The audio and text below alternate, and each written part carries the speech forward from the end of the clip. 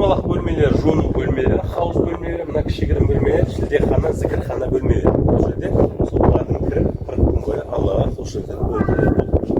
Мынау енді ата төменге қарасаңыздар, отырар қаласының орталық канализация кәріз жүйелері орналасқан.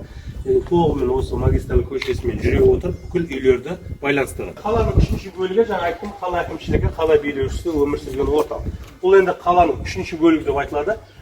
Соңғы цитадельдердің бірі, негізгі Қайырхан тұсындағы моңғол шапқыншылығы кезіндегі қаланың дәл орталығы цитаделі қаланың ортасында болған айтылады, бірақ өкінішке орай оның орны әлі күнге дейін табылған жоқ. Тек қана осы соңғы цитадель табылып отыр, 14-15 ғасырда Әмір Темірдің пәрменімен, бұйрығымен салынды.